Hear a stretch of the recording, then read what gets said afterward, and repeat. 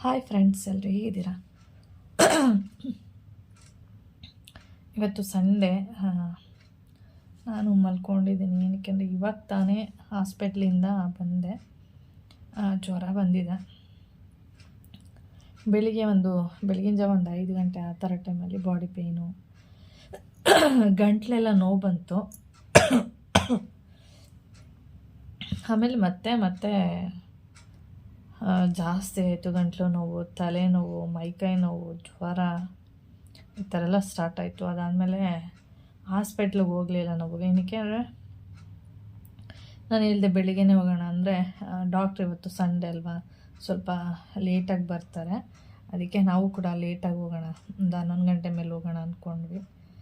11 ಗಂಟೆ ಮೇಲೆ ರೆಡಿಯಾಗಿ ಹೋಗೋಷ್ಟೊಳಗೆ ಮಳೆ ಸ್ಟಾರ್ಟ್ ಆಗೋಯಿತು. ಆಮೇಲೆ ಮಳೆ ನಿಲ್ತಿಲ್ಲ, ಸುಮ್ಮನೆ ಸಣ್ಣ ತುಂತುರು ಹನಿ ಬೀಳ್ತಾನೆ ಇದೆ. ಆಮೇಲೆ ಮತ್ತೆ ಹೋಗಿ ಮಳೆ ಬರ್ತಾಯಿದ್ರು ಪರವಾಗಿಲ್ಲ ಹೋಗೋಣ ಅಂದ್ಬಿಟ್ಟು ಹೋಗಿ ನಾವು ತೋರಿಸ್ತಾ ಇದ್ವಲ್ಲ, ಆ ಡಾಕ್ಟ್ರ್ ಇರಲಿಲ್ಲ, ಕ್ಲೋಸ್ ಮಾಡಿದರು. ಮತ್ತು ಇನ್ನೊಬ್ಬರು ಡಾಕ್ಟ್ರ್ ಹತ್ರ ಹೋಗಿ ಅಲ್ಲಿ ತೋರಿಸ್ಕೊಂಡು ಬಂದೆ. ಅವ್ರು ಹೇಳಿದ್ರು ಸ್ವಲ್ಪ ಚಪಾತಿ, ಮುದ್ದೆ ಈ ಥರದ್ದೆಲ್ಲ ತಿನ್ನಬೇಡಿ, ಅನ್ನ ಸಾಂಬಾರು ಈ ಥರ ತಿನ್ನಿ, ಅಂದರೆ ಖಾರ ಇರಬಾರ್ದು, ಲೈಟಾಗಿರಲಿ, ತುಂಬ ಖಾರ ಎಲ್ಲ ತಿನ್ನೋಕ್ಕೆ ಹೋಗಬೇಡಿ ಅಂದರು. ಮಾವ ಬೆಳಿಗ್ಗೆ ಇಡ್ಲಿ ತೊಗೊಬಂದು ಕೊಟ್ಟಿದ್ರು. ಇವಾಗ ಅನ್ನ ಸಾಂಬಾರು ಏನಾದ್ರು ತೊಗೊಬರ್ತೀನಿ ಅಂತ ಹೋದರು. ಇನ್ನೂ ಬಂದಿಲ್ಲ. ನಾನು ಮಧ್ಯಾಹ್ನ ಟ್ಯಾಬ್ಲೆಟ್ ಕೊಟ್ಟಿದ್ದಲ್ಲ, ಅದನ್ನು ನುಂಗ್ಬಿಟ್ಟು ವೆಯ್ಟ್ ಮಾಡ್ತಾಯಿದ್ದೀನಿ ಬರ್ತಾರೆ ಅಂತ. ಅಂದರೆ ಬರಲೇ ಇಲ್ಲ. ಅದಕ್ಕೆ ಬಂದು ಮಲ್ಕೊಳ್ಳೋಣ, ತುಂಬ ಹೊತ್ತು ಕೂತ್ಕೊಂಡ್ರೆ ಆಗಲ್ಲ, ಅದಕ್ಕೆ ಮಲ್ಕೊಳ್ಳೋಣ ಅಂತೇಳಿ ಮಲ್ಕೋತಾ ಇದ್ದೆ. ಮತ್ತು ಬಂದಮೇಲೆ ಎದ್ದರಾಯಿತು ಅಂತೇಳಿ. ಇದು ನಿನ್ನೆ ಲಿಚ್ಚಿ ಹಣ್ಣು ಅದನ್ನು ತಿಂದಿದ್ದು ನಾನು. ಅದು ಏನಾದರೂ ಶೀತನ ಏನೋ ಗೊತ್ತಿಲ್ಲ, ತಿಂದಮೇಲೆ ರಾತ್ರಿ ತಿಂದಿದ್ದು, ಬೆಳಿಗ್ಗೆ ಗಂಟ್ಲು ನೋವು, ಈ ಸೈಡ್ ಮಾತ್ರ ಗಂಟ್ಲು ನೋವಿದೆ. ಬೆಳಿಗ್ಗೆಗಿನ್ನ ಇವಾಗ ಪರವಾಗಿಲ್ಲ, ಸ್ವಲ್ಪ ಕಡಿಮೆ ನೋವಿದೆ, ಆದರೂ ನೋವಿದೆ. ಈ ಥರ ಆಯಿತು. ಅದಕ್ಕೆ ನಿನ್ನೆನೂ ವಿಡಿಯೋ ಅಪ್ಲೋಡ್ ಮಾಡೋಕ್ಕಾಗಿಲ್ಲ, ಇವತ್ತು ವಿಡಿಯೋ ಅಪ್ಲೋಡ್ ಮಾಡೋಕ್ಕಾಗಿಲ್ಲ. ವಿಡಿಯೋ ತುಂಬ ಇದೆ, ಅಪ್ಲೋಡ್ ಮಾಡೋಕ್ಕಾಗ್ತಾಯಿಲ್ಲ. ಅದೇ ತಲೆನೋವು ಬೇರೆ ಇದೆ. ತಲೆನೋವಿಲ್ಲ ಅಂದರೆ ಓಕೆ, ಅದು ಬೇರೆ ಇದೆ. ಮಳೇಲಿ ಹೋಯ್ತಾ ಇದ್ರೆ ಆಗ್ತಾನೆ ಇಲ್ಲ. ಅಲ್ಲಿ 2 ಕಡೆ ನಿಂತಿದ್ವಿ. ಮಳೆ ಅಂದರೆ ಸಣ್ಣ ಹನಿ ಬೀಳ್ತಾಯಿತ್ತು. ಆಮೇಲೆ ಸ್ವಲ್ಪ ದೂರ ಹೋದ್ಮೇಲೆ ಸ್ವಲ್ಪ ಜೋರೇ ಆಗೋಯ್ತು. ಆಮೇಲೆ ಒಂದು ಕಡೆ ನಿಂತು ಆಮೇಲೆ ಹಾಸ್ಪಿಟ್ಲಿಗೆ ಇಷ್ಟೊತ್ತು ನಾನು ಹೇಳಿದ್ದೇನಂದರೆ ಮಮ್ಮನಿಗೆ ಬೆಳಿಗ್ಗೆನೇ ಹೋದರೆ 9:10 ಗಂಟೆಗೆ ಹೋಗೋಣ ಅಂದರೆ ಇವರು ಬರ್ತಾರೆ ಅಂತ ಈ ಥರ ಮಾಡಿದ್ದಾರೆ. ಓಕೆ ಫ್ರೆಂಡ್ಸು, ವೀಡಿಯೋನ ಆದರೆ ಇವತ್ತು ಕಂಟಿನ್ಯೂ ಮಾಡೋಕ್ಕಾಗಲ್ಲ. ಇವತ್ತೆಲ್ಲ ಫುಲ್ಲು ರೆಸ್ಟ್ ತೊಗೋಬೇಕು. ನಾಳೆ ಅದು ಹುಷಾರಾದರೆ ವೀಡಿಯೋ ಮಾಡ್ತೀನಿ, ಹಾಗೆ ವೀಡಿಯೋ ಎಡಿಟ್ ಮಾಡ್ತೀನಿ. ಇಲ್ಲ ನನಗೆ ಆಗಲ್ಲ ಅಂದರೆ ವೀಡಿಯೋನ ಎಡಿಟ್ ಮಾಡಲ್ಲ, ಏನೂ ಇಲ್ಲ. ಓಕೆ,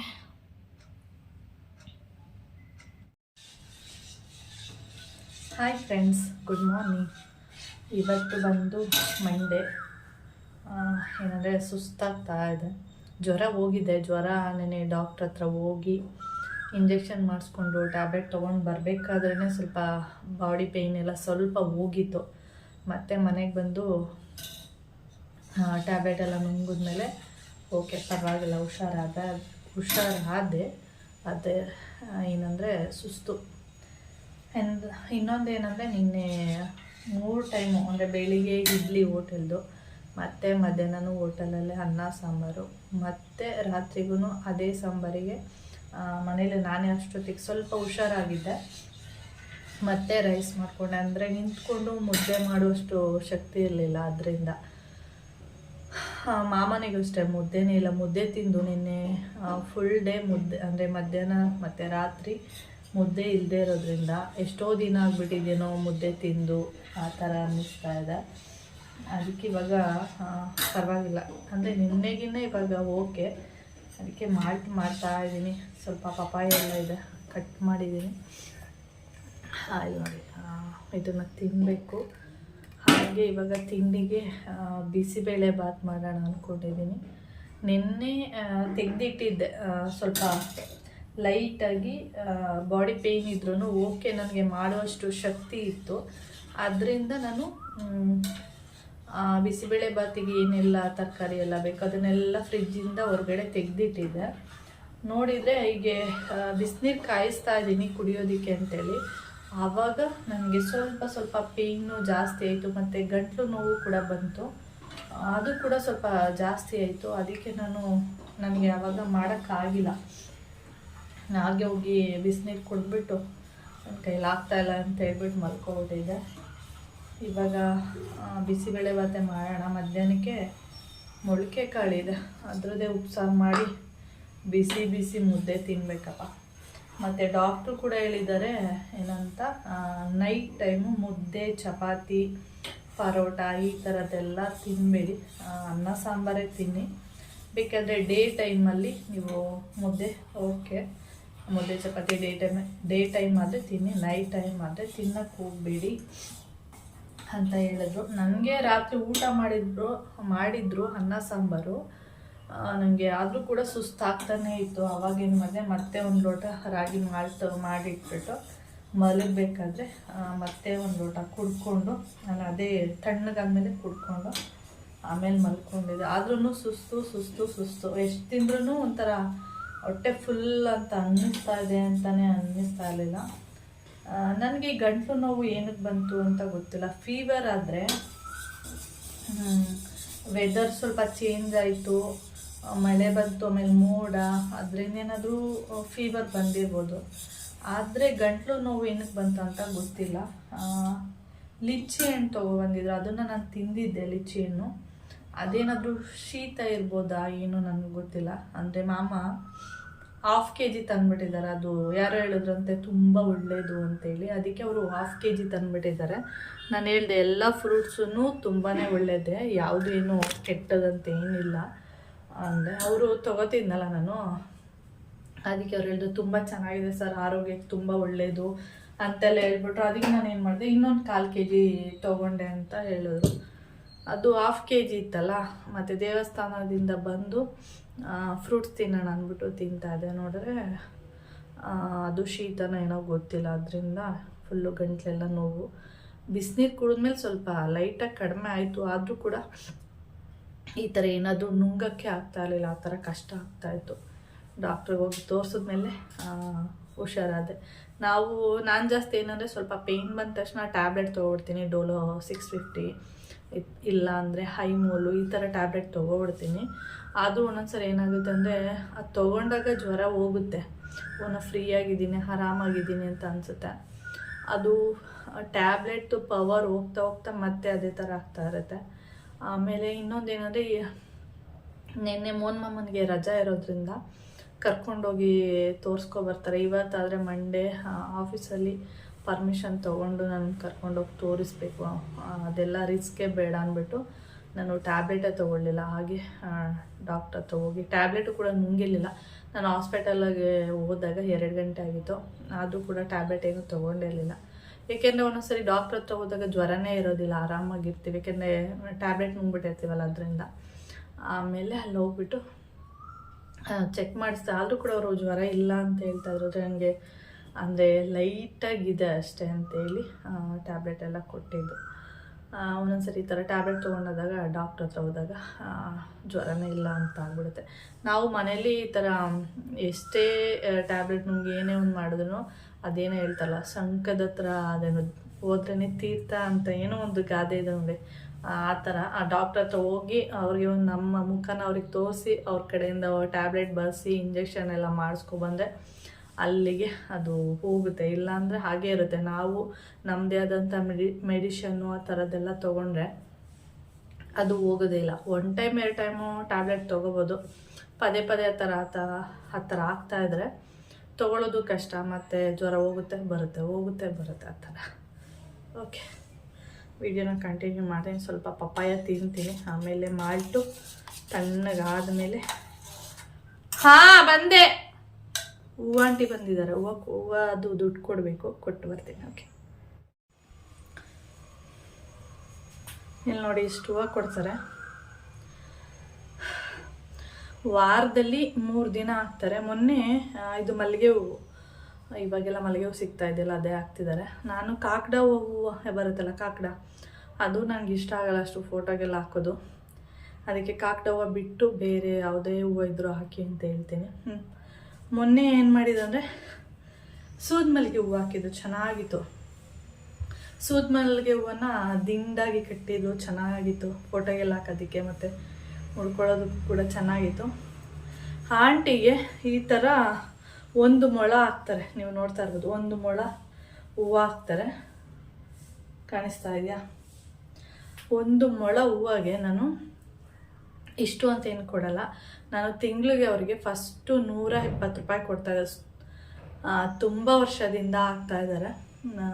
ತುಂಬ ಜನ ಹಾಕಿದ್ರು, ಅವರು ಒಂದೊಂದು ಸ್ವಲ್ಪ ದಿನ ಹಾಕೋದು ಬಿಡೋದು ಈ ಥರ ಮಾಡ್ತಾಯಿದ್ರು. ಆವಾಗ ನಾವು ಅಂಗಡಿಯೆಲ್ಲ ತರೋದಕ್ಕೆ ಸ್ಟಾರ್ಟ್ ಮಾಡಿದ್ವಿ. ಆಮೇಲೆ ಇವರೇ ಆಂಟಿಗೆ ಹೇಳಿದ್ಮೇಲೆ ಇವರೇ ಹಾಕೋದಕ್ಕೆ ಸ್ಟಾರ್ಟ್ ಮಾಡೋದು. ಮಾಡಿದಾಗಿಂದ ಸುಮಾರು ಒಂದು 5-6 ವರ್ಷ ಆಗಿರ್ಬೋದು. 120 ರೂಪಾಯಿ ಕೊಡ್ತಾಯಿದ್ದು ಫಸ್ಟು. ಅದಾದಮೇಲೆ ಹೀಗೆ ತಿಂಗ್ಳಿಗೆ 120, ಹಾಗೆ ಕರೆಕ್ಟು ತಿಂಗ್ಳಿಗೆ 120 ಈ ಥರ ಕೊಟ್ಕೊಂಡು ಇವಾಗ ತಿಂಗಳಿಗೆ 200 ರೂಪಾಯಿ ಕೊಡ್ತೀನಿ. ಮಾಮನೂ ಕೂಡ ಹೂವು ತೊಗೊಬರ್ತಾರೆ, ನೀವು ನೋಡಿರ್ಬೋದು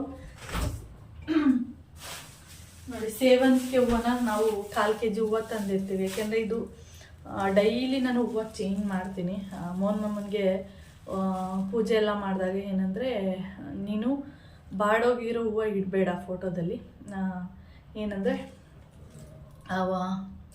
ಹೂವು ಅಂದರೆ ಬಾಡೋಗಿರೋದನ್ನ ತೆಗೆದ್ಬಿಟ್ಟು, ಬೇಕಾದ್ರೆ ಹೂವು ಇಲ್ಲ ಅಂದ್ರೂ ಹೂವು ತೆಗೆದ್ಬಿಟ್ಟು ಪೂಜೆ ಮಾಡು, ಆ ಬಾಡೋಗಿರೋ ಹೂವನ್ನೇ ಇಟ್ಟು ಪೂಜೆ ಮಾಡಬೇಡ, ನನಗೆ ಇಷ್ಟ ಆಗಲ್ಲ ಅಂತ ಹೇಳ್ತಾ ಇರ್ತಾರೆ. ಈ ಥರ ಸೇವಂತಿಗೆ ಹೂವು ಎಲ್ಲ ಇರುತ್ತೆ ನೋಡಿ. ಇದಾದರೆ 3 days 2 daysಗೊಂದ್ಸರಿ ಚೇಂಜ್ ಮಾಡಿದ್ರು ಕೂಡ ನಡೆಯುತ್ತೆ, ಚೆನ್ನಾಗಿರುತ್ತೆ, ಫ್ರೆಶ್ ಅನ್ನೋ ಥರನೇ ಇರುತ್ತೆ. ಇಲ್ಲ 2 daysಗೆ ಚೇಂಜ್ ಮಾಡಿದ್ರು ಚೆನ್ನಾಗೇ ಇರುತ್ತೆ. ಅದಕ್ಕೆ ನಾನು ಜಾಸ್ತಿ ಇದರಲ್ಲಿ 2 ಥರ ಬರುತ್ತೆ, ಮಾರಿಗೋಲ್ಡು, ಇದು ಚೆಂಡು ಹೂವಾಗೂ ಕೂಡ ಮಾರಿಗೋಲ್ಡ್ ಅಂತಾರೆ, ಇದರಲ್ಲೂ ಈ ಹೂವಾಗೂ ಕೂಡ ಮಾರಿಗೋಲ್ಡ್ ಅಂತಾರೆ. ಇದರಲ್ಲಿ ಇನ್ನೊಂದು ಥರ ಬರುತ್ತೆ, ಅದು ಬೇಗ ಉದುರೋಗ್ಬಿಡುತ್ತೆ, ಅದು ಇಷ್ಟ ಆಗಲ್ಲ ನನಗೆ. ಒಂದು 10 ರೂಪಾಯಿ ಜಾಸ್ತಿ ಆದರೂ ಇದೇ ಹೂವನ್ನೇ ತೊಗೊಬನ್ನಿ ಅಂತ ಹೇಳ್ತೀನಿ. ರೋಸ್ ಹೂವು ಬರುತ್ತೆ ನೋಡಿ, ಅದು ಅಷ್ಟೇ ಚೆನ್ನಾಗಿರುತ್ತೆ, ಫೋಟೋ ಹಾಕಿದಾಗ ನೋಡೋಕ್ಕಷ್ಟೇ ತುಂಬ ಚೆನ್ನಾಗಿ ಕಾಣಿಸ್ತಾ ಇರುತ್ತೆ. ನೆಕ್ಸ್ಟ್ ಡೇಗೇ ಅದು ಫುಲ್ಲು ಬಾಡೋಗ್ಬಿಟ್ಟಿರುತ್ತೆ, ಅದಕ್ಕೆ ನನಗೆ ಇಷ್ಟ ಆಗಲ್ಲ. ಇದು ಮಾಮ ವಾರದಲ್ಲಿ 1 ದಿನ 1/4 kg ಇತ್ತು ತರ್ತಾರೆ. ಇದು ಆಂಟಿಗೆ 200 ರೂಪೀಸ್ ತಿಂಗ್ಳಿಗೆ ಕೊಡ್ತೀನಿ. ಹಾಗೆ ಇವಾಗಂತೂ ಹೂವಿನ ರೇಟ್ ಎಷ್ಟಿದೆ ಗೊತ್ತಾ? ನಾನು ಕೌಶಿನ ಕಾಲೇಜಿಗೆ ಅಡ್ಮಿಷನ್ ಮಾಡೋಕ್ಕೆ ಅಥವಾ ಕಾಲೇಜ್ ನೋಡೋದಕ್ಕೆ ಅಂತ ಹೋಗ್ತೀನಲ್ಲ, ಅವಾಗ ನಾನು ತೊಗೊಬಂದಿದ್ದು 1/4 kg ಹೂವು 80 ರೂಪಾಯಿ. ನಿಜವಾಗ್ಲೂ ನನಗೆ ಹೊಟ್ಟೆಲ್ಲ ಉರಿದೋಯ್ತಪ್ಪ, ಇಷ್ಟೊಂದು ಹೂವು ರೇಟ್ ಕೊಡಬೇಕಾ ಅಂತೇಳಿ. ಇವಾಗಂದರೆ ನಾನು ದಾಸವಾಳದ ಗಿಡನೂ ಕೂಡ ಕಟ್ ಮಾಡಿಬಿಟ್ಟಿದ್ವಿ, ಅಂದರೆ ಮರ ಬಿದ್ದೋಗಿತ್ತಲ್ಲ, ಮತ್ತು ಈಗ ಮಳೆನೂ ಬರ್ತಿತ್ತಲ್ಲ, ಅದಕ್ಕೆ ಕಟ್ ಮಾಡಿಬಿಟ್ಟು ನೀಟ್ ಮಾಡಿಬಿಟ್ಟಿದ್ದೀನಿ. ಅದು ಇನ್ನೂ ಸ್ವಲ್ಪ ದಿನ ಬೇಕು, ಅದು ಮತ್ತೆ ಚಿಗ್ರಿ ಅದು ಹೂವು ಬಿಡಬೇಕಂದ್ರೆ ತುಂಬ ತಿಂಗ್ಳಾನ್ಗಟ್ಲೆ ತೊಗೊಳುತ್ತೆ.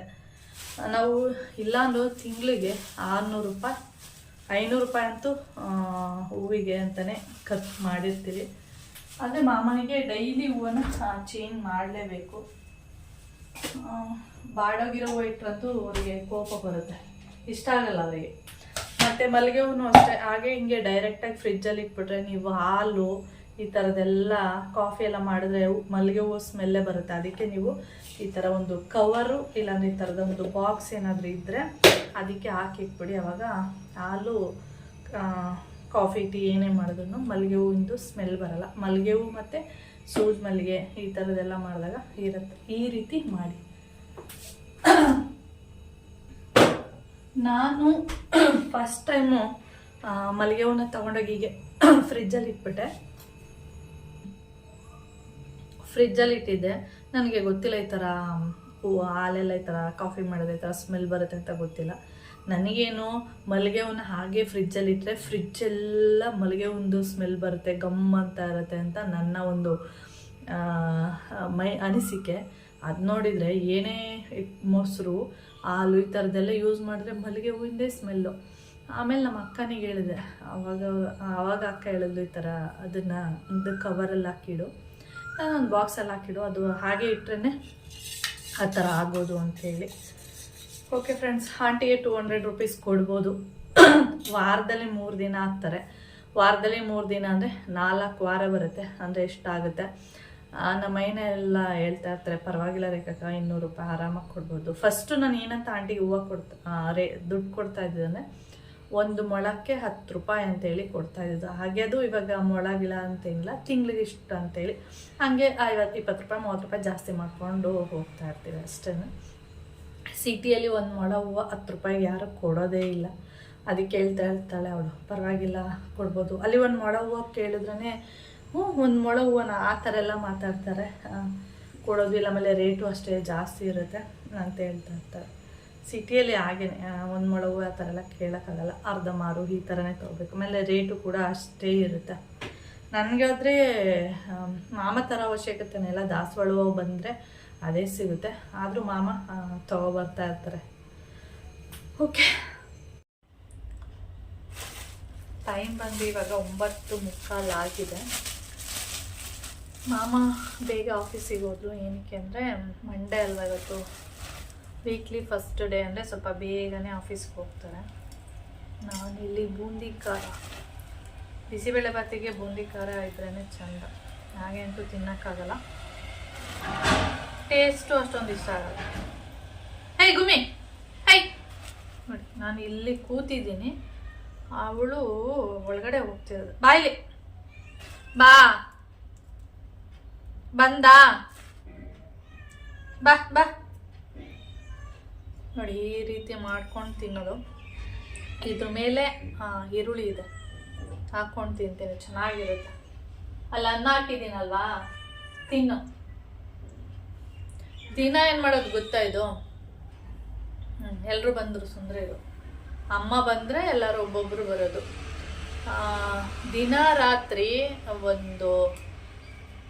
ಮೊನ್ನೆ 1 ಇಲಿ ಇಟ್ಕೊಬಂದಿದೆ, ಇವತ್ತು 2 ಇಲಿ ಇಟ್ಕೊಬಂದು ಸ್ಟೆಪ್ ಹತ್ರ ಕಚ್ಚಿ ತಿಂದಿರುತ್ತಲ್ಲ, ಅದ್ರದ್ದು ಬ್ಲಡ್ ಎಲ್ಲ ಆಗಿರುತ್ತೆ. ನನಗೆ ಮೇಲೆ ಸ್ಟೆಪ್ ಹತ್ರ ಹೋಗ್ತಿದ್ದಾಗೇ ಮೂಗಿಗೆ ಬ್ಲಡ್ ವಾಸನೆ ಬರ್ತಾ ಇದೆ.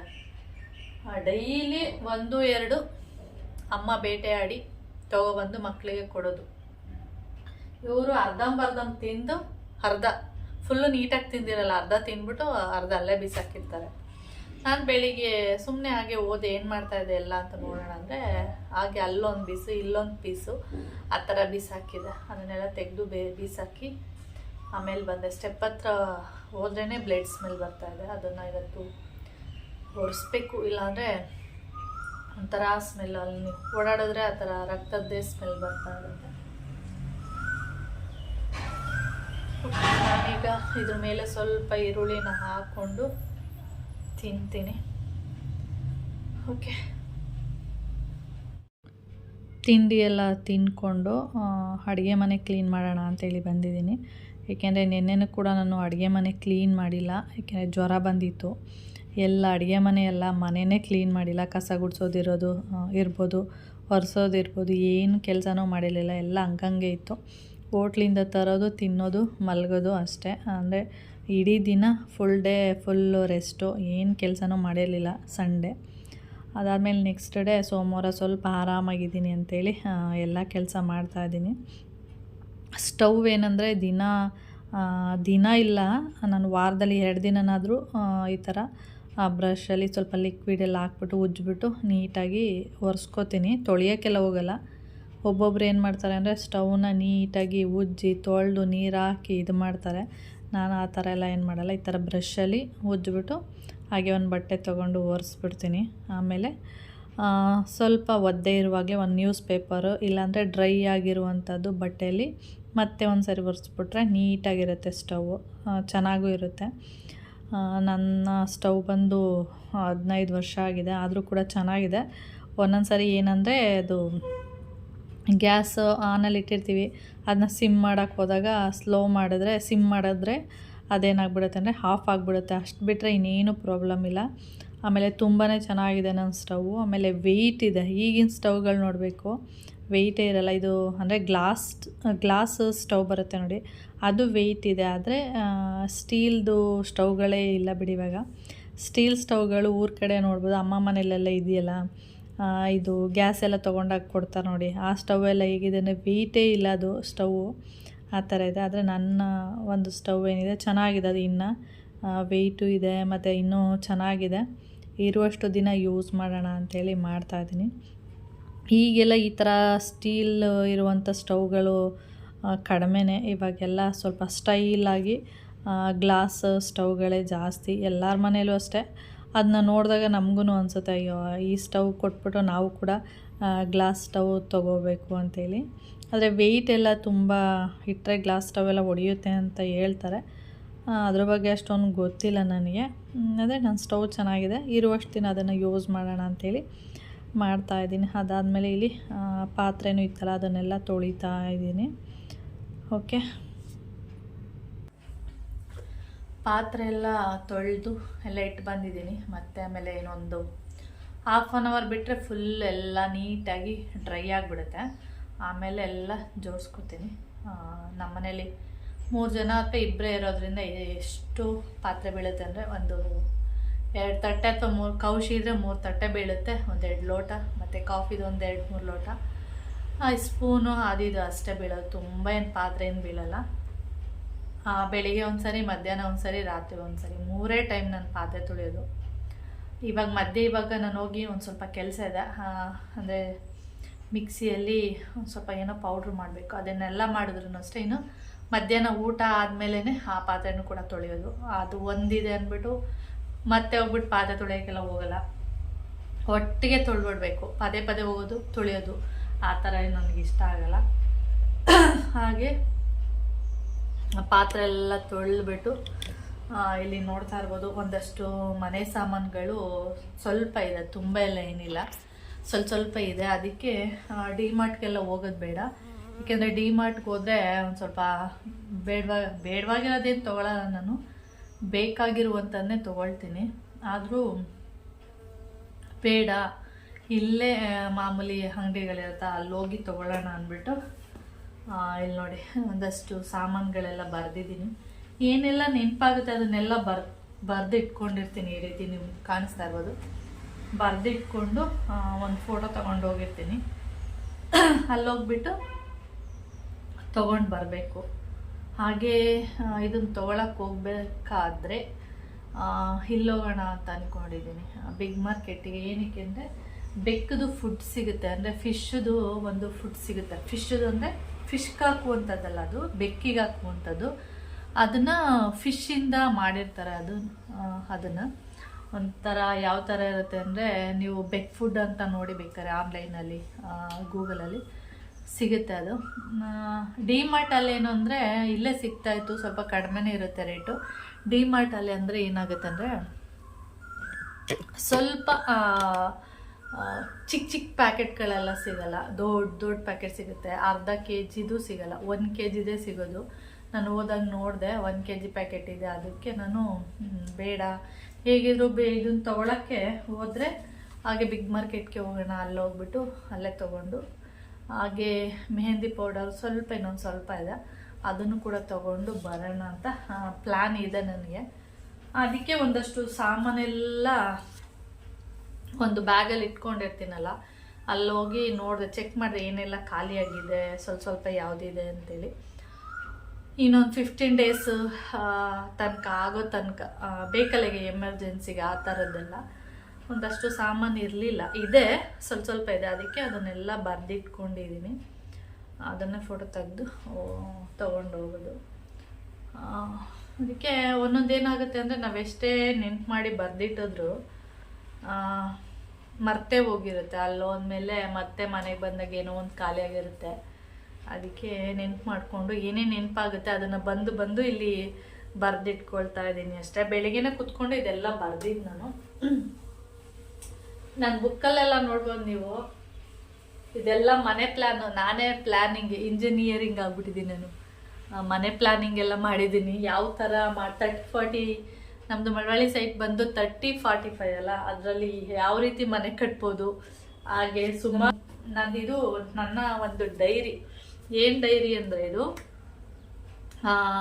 ಇವತ್ತು ಹೂವು ಆಂಟಿಗೆ ದುಡ್ಡು ಕೊಟ್ಟೆ, ಮತ್ತು ಕೇಬಲ್ ಅವ್ರಿಗೆ ತೋರಿಸ್ತೀನಿ ನಿಮಿಷ.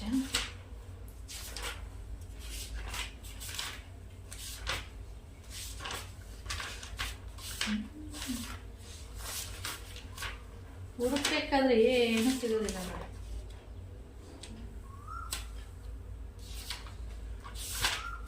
ಎಲ್ಲ ಐತಪ್ಪ. ಇಲ್ಲಿ ನೋಡ್ಬೋದು ಈ ರೀತಿಯಾಗಿ ಬರೆದಿಟ್ಕೊಂಡಿರ್ತೀನಿ. ಇದು ಬಂದು ಹೂವು ಅಂಟಿದು ಯಾವ್ಯಾವ ತಿಂಗಳು ಹೂವು ದುಡ್ಡು ಕೊಟ್ಟಿರ್ತೀನಿ ಅಂತ ಬರೆದಿಟ್ಟಿದ್ದೀನಿ. ಇವಾಗ ನಾನು ದುಡ್ಡು ಕೊಟ್ಟಿರುವಂಥದ್ದು ಇದು ಬಂದು ಮೇ ತಿಂಗಳು, ಆದರೆ ನಾನು ಏಪ್ರಿಲ್ ತಿಂಗಳದು ಕೊಟ್ಟಿರೋದು. ಮೇ ತಿಂಗಳದು ನೆಕ್ಸ್ಟ್ ತಿಂಗಳು ಕೊಡ್ತೀನಿ. ನಾನು ಅವಾಗಿಂದನೂ ಅಂದರೆ ತುಂಬ ವರ್ಷದಿಂದ ಆಗ್ತಿದ್ದಾರೆ, ಅವತ್ತಿಂದನೂ ಇಲ್ಲಿವರೆಗೆ ಇದೇ ರೀತಿಯೇ ಮಾಡೋದು. ಈ ತಿಂಗಳದ್ದು ಕೊಡಲ್ಲ ನಾನು, ಈ ತಿಂಗಳನ್ನ ನೆಕ್ಸ್ಟ್ ತಿಂಗಳು ಕೊಡ್ತೀನಿ. ಓಕೆ, ಇದು ಕೇಬಲ್ದು, ಇಲ್ಲಿ ನೋಡ್ತಾ ಇರ್ಬೋದು, ಇದು ಕೇಬಲ್ ಅಷ್ಟೇ. ಈ ತಿಂಗಳು ಎಷ್ಟು ನಾವು ತಿಂಗೇನು ಕೇಬಲ್ ಅವ್ರಿಗೆ ಕೊಡಲ್ಲ, 3 ತಿಂಗಳಿಗೆ 4 ತಿಂಗಳಿಗೆ ಒಂದ್ಸರಿ. 1 ತಿಂಗಳಿಗೆ 300 ರೂಪಾಯಿ ಬೀಳುತ್ತೆ ಕೇಬಲ್ ದುಡ್ಡು. 300 ರೂಪಾಯಿ ಅಂದರೆ 4 ತಿಂಗಳಿಗೆ 1200 ರೂಪಾಯಿ ಆಗುತ್ತೆ. ಅದನ್ನು 4 ತಿಂಗಳಾದಮೇಲೆ ಒಟ್ಟಿಗೆ ಕೊಟ್ಬಿಡ್ತೀವಿ ಆ ರೀತಿ. ಹಾಗೆ ಆ ಥರ ಬರ್ಕೊಂಡಿರ್ತೀನಿ.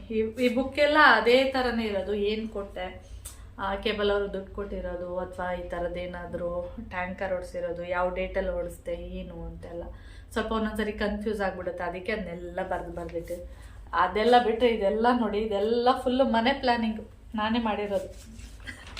ಇವಾಗೆಲ್ಲ ಈ ಥರ ಪ್ಲ್ಯಾನಿಂಗ್ ಉಂಟು. ಇನ್ನೊಂದು ಸ್ವಲ್ಪ ದಿನ ಹೋದರೆ ದಿನ ಚೇಂಜ್ ಆಗ್ತಾ ಹೋದರೆ ಪ್ಲ್ಯಾನಿಂಗೇ ಚೇಂಜ್ ಆಗುತ್ತೆ. ನೋಡಿ ಇಲ್ಲೂ ಅಷ್ಟೇ, ಇಲ್ಲೂ ಪ್ಲ್ಯಾನ್ ಮಾಡಿದ್ವಿ, ಇಲ್ಲೆಲ್ಲ ಪ್ಲ್ಯಾನಿಂಗ್ ನೋಡಿ, ನನ್ನದೇ ಪ್ಲ್ಯಾನಿಂಗು. ಇದೆಲ್ಲ ಒಂದು 4-5 ಇಯರ್ಸ್ ಆಗೋದ್ರೆ ಚೇಂಜ್ ಆಗಿಬಿಡುತ್ತೆ, ಪ್ಲ್ಯಾನ್ ಎಲ್ಲ ಚೇಂಜ್. ಆ ಥರ ಈ ಬುಕ್ಸ್ ಎಲ್ಲ ಅದೇ ಥರ ಉಂಟು. ಇದು ಡೈರಿ, ಇದು ಅಷ್ಟೇ ನೀವು ನೋಡ್ಬೋದು, ಬಿಗ್ ಮಾರ್ಕೆಟ್ ಅವರೇ ಕೊಟ್ಟಿರೋದು ಇದು. ಯಾಕೆಂದರೆ ಮಾಮ ಜಾಸ್ತಿ ಅಲ್ಲಿ ಹೋಗ್ತಾರೆ, ಆಫೀಸ್ದು ಏನಾದರೂ ಡೆಕೋರೇಷನ್ನು ಸಾಮಾನು ಆ ಥರದ್ದೆಲ್ಲ ಬೇಕು ಅಂದರೆ ಬಿಗ್ ಮಾರ್ಕೆಟ್ಗೆ ಹೋಗೋದು. ಡ್ರೈ ಫ್ರೂಟ್ಸು ಒಂದೊಂದು ಐಟಮ್ ಎಲ್ಲ ಜಾಸ್ತಿ ಅಲ್ಲೇ ಸಿಗೋದು, ಚೆನ್ನಾಗಿರೋದು ಸಿಗುತ್ತೆ. ಆದರೆ ಸ್ವಲ್ಪ ರೇಟ್ ಏನಂದರೆ ಕಾಸ್ಟ್ಲಿ ಇರುತ್ತೆ. ಅದಕ್ಕೆ ಅವರು ಆಫೀಸಿಂದ ತಾನೇ ಹೋಗೋದು, ಅದಕ್ಕೆ ಅವರು ಅಲ್ಲೇ ಹೋಗೋದು. ಅದಕ್ಕೆ ಅವ್ರು ಪರಿಚಯ ಆಗಿರೋದ್ರಿಂದ ಈ ಡೈರಿ ಕೊಟ್ಟಿರೋದು. ಇಲ್ಲೆಲ್ಲ ನೋಡಿ ಏನೆಲ್ಲ ತಂದೆ, ಏನು ಕೊಟ್ಟೆ, ಎಷ್ಟೆಲ್ಲ ಖರ್ಚು ಮಾಡಿದೆ ಆ ಥರ ಎಲ್ಲ ಬರೀತಾ ಇದ್ದೆ. ಇವಾಗ ಅದೆಲ್ಲ ಬಿಟ್ಟಿದ್ದೀನಿ ಸ್ವಲ್ಪ. ಅದೆಲ್ಲ ಖರ್ಚು ಮಾಡಿರೋದೆಲ್ಲ ನೋಡಿ ಒಂದು ತಿಂಗಳಿಗೆ ಎಷ್ಟಾಗಿರುತ್ತೆ ಅಂದರೆ ನನಗೆ ಆಶ್ಚರ್ಯ ಆಗುತ್ತೆ, ಎಷ್ಟು ದುಡ್ಡು ಖರ್ಚು ಮಾಡಿದ್ದೀನ ನಾನು ಅಂತೇಳಿ. ಇಲ್ಲಿ ತನಕ ಅದೇ, ಇಲ್ಲಿಂದ ಆಚೆಗೆ ಮತ್ತೆ ಬರದೇ ಇಲ್ಲ. ಹೂವಂಟಿದು ಮತ್ತು ಪೇಪರ್ ಇವ್ರದ್ದು ಕೇಬಲ್ ಅವ್ರದ್ದು ಅದನ್ನೆಲ್ಲ ಬರಿತಾ ಇರ್ತೀನಿ. ಅದು ಸ್ವಲ್ಪ ಕನ್ಫ್ಯೂಸ್ ಆಗಿಬಿಡುತ್ತೆ, ಯಾವ ತಿಂಗಳು ಕೊಟ್ಟಿದ್ವಿ ಏನು ಅಂತ. ಮಾಮ ಫೋನ್ಪೇಯಿಂದನೇ ಮಾಡಿರ್ತಾರೆ, ಆದರೂ ಒಂದೊಂದ್ಸರಿ ನೋಡು ಎಷ್ಟು ಯಾವ ತಿಂಗಳು ಕೊಡಬೇಕು ಆ ಥರ ಹೇಳ್ತಾ ಇರ್ತಾರೆ. ಅದಕ್ಕೆ ಬರೆದಿಟ್ಬಿಟ್ರೆ ಒಳ್ಳೆಯದು.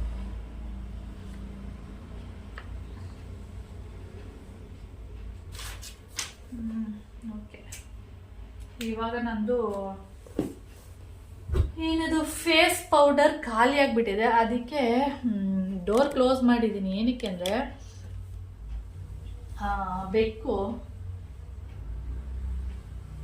ಏನಕ್ಕೆ ಕ್ಲೋಸ್ ಮಾಡ್ತಾನೆ, ಏನಪ್ಪ ಕ್ಲೋಸ್ ಮಾಡೋದು,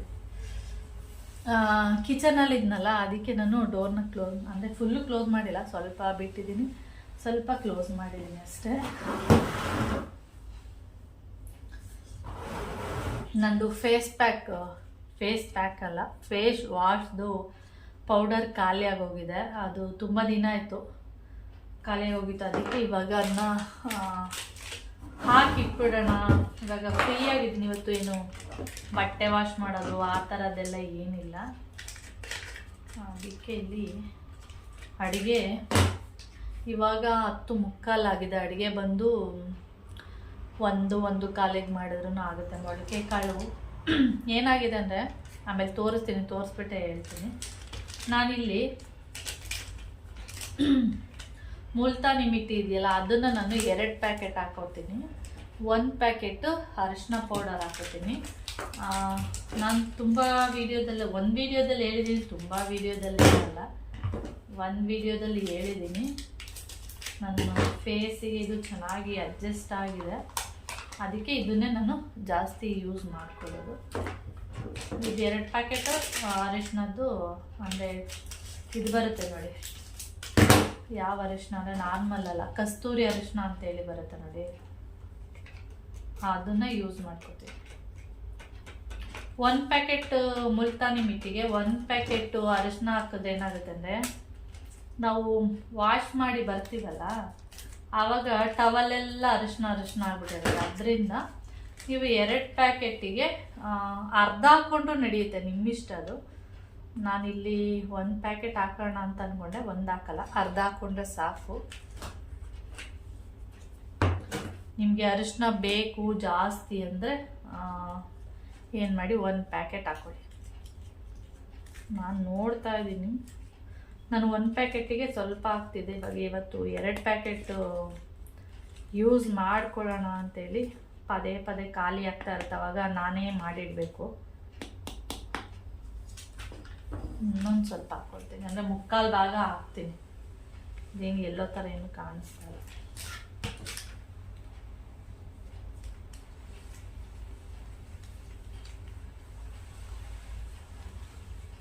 ನೀವು ಟಿಶ್ಯೂ ಪೇಪರ್ ಯೂಸ್ ಮಾಡಿದ್ರೆ ಓಕೆ. ನಾನು ಟಿಶ್ಯೂ ಪೇಪರ್ ಯೂಸ್ ಮಾಡಲ್ಲ, ಟವಲ್ ಯೂಸ್ ಮಾಡ್ತೀನಲ್ಲ, ಅದು ವೈಟ್ ಟವಲ್ ಆದಂತೂ ಅಷ್ಟೇ ಕತೆ. ನೋಡಿ 2 ಪ್ಯಾಕೆಟ್ ಅರಿಶಿನ ಮುಲ್ತಾನಿ ಮಿಟ್ಟಿಗೆ 1/4 ಅರಿಶಿನ ಹಾಕ್ಕೊಂಡ್ರೆ ಸಾಕು. ಇಷ್ಟಿದೆ, ತುಂಬ ತಿಂಗಳು ಬರುತ್ತೆ ನನಗಂತೂ. ಕ್ಯಾಪ್ ಎಲ್ಲಿಟ್ಟೆ?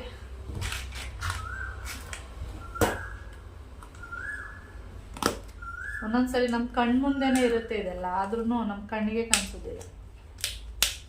ಓಕೆ, ಈ ರೀತಿ ಮಾಡಿಟ್ಕೊಂಡಿರ್ತೀನಿ. ಮುಖಕ್ಕೆ ನೀರು ಹಾಕ್ಬಿಟ್ಟು ಹೇಗಿದ್ರೂ ಒದ್ದೆ ಆಗಿರುತ್ತೆ ಕೈ, ಅದನ್ನಿಗೆ ಪ್ರೆಸ್ ಮಾಡಿಬಿಡ್ತೀನಿ. ಈಗ ಪ್ರೆಸ್ ಮಾಡಿಬಿಟ್ರೆ ಸಾಕು, ಅಷ್ಟು ಮುಖಕ್ಕೆಲ್ಲ ಆಗುತ್ತೆ. ಬೇಕಾದರೆ ಯೂಸ್ ಮಾಡಿ ನೋಡಿ, ಸ್ಕಿನ್ ತುಂಬ ಚೆನ್ನಾಗಿರುತ್ತೆ. ಯಾವುದೇ ಗುಳ್ಳೆ, ಪಿಂಪಲ್ಸ್ ಈ ಥರದ್ದೆಲ್ಲ ಏನು ಬರಲ್ಲ. ಬೇಕಾದರೆ ನಿಮಗೆ ಇದನ್ನ ಹಾಕ್ಕೊಂಡು ಒಂದು 5 ನಿಮಿಷ ಹಾಗೆ ಹೇಗೆ ನಾವು ಮುಖ ವಾಶ್ ಮಾಡಬೇಕಾದ್ರೆ ಯಾವ ರೀತಿ ಯೂಸ್ ಮಾಡ್ತೀವಿ ಆ ಥರ ಎಲ್ಲ ಮಾಡಿಬಿಟ್ಟು ಒಂದು 5 ನಿಮಿಷ ಬಿಟ್ಬಿಡಿ, ಫುಲ್ಲು ಡ್ರೈ ಆಗೋಗುತ್ತೆ. ಆಮೇಲೆ ಬೇಕಾದರೂ ಮುಖ ತೊಳಿಬೋದು.